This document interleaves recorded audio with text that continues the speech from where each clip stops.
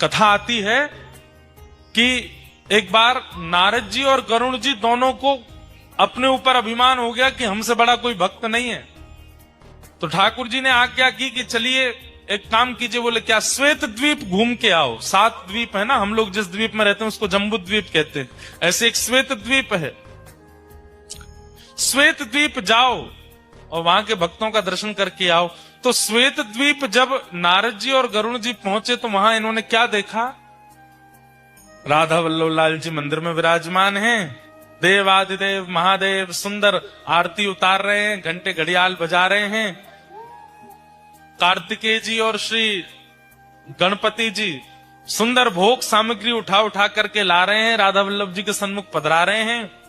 पार्वती जी सुंदर सामग्री सिद्ध कर रही हैं और लाखों की तादाद में वैष्णव खड़े होकर के राधा वल्लभ जी का दर्शन कर रहे हैं। महादेव मुख्य पुजारी बन करके राधा वल्लभ जी की सेवा कर रहे हैं श्वेत द्वीप में। दूर खड़े होकर के नारद जी और गरुड़ जी इसका दर्शन कर रहे थे। जैसे ही आरती पूरी हुई, आरती के बाद कपाट बंद हुए।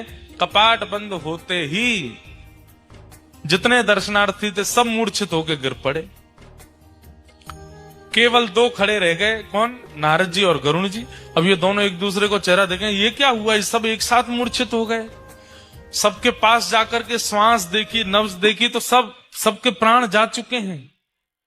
तो घबरा गए नारद जी। बोले ये क्या हो गया? थोड़ी देर में शंकर जी फिर आए और फिर से जैसे ही कपाट खोले, कपाट खुलते ही सब पुनः जीवित होके खड़े हो गए। नारद जी ने जाके शंकर जी को प्रणाम करके कहा, भगवान ये कैसी लीला? बोले भैया, किसी के प्राण अन्न में बसते हैं, किसी के धन में बसते हैं, किसी की वायु में बसते हैं, किसी के जल में बसते हैं। श्वेत द्वीप के दर्शनार्थियों के प्राण राधा वल्लभ जी में बसते हैं। जब राधा वल्लभ जी सामने होते हैं तो ये जीवित रहते हैं, और जैसे ही राधा वल्लभ जी के दर्शन अनवसर होते हैं इनके प्राण निकल जाते हैं। तब नारद जी का अभिमान भंग हुआ कि मैं भक्त हूं। भैया, ठाकुर जी को देखे बगैर मैं तो खूब जीवित रह लेता हूं, मैं कैसा भक्त? भक्त तो ये हैं जो ठाकुर जी को देखे बिना एक क्षण रह ही नहीं पाते, जीवित ही नहीं रहते।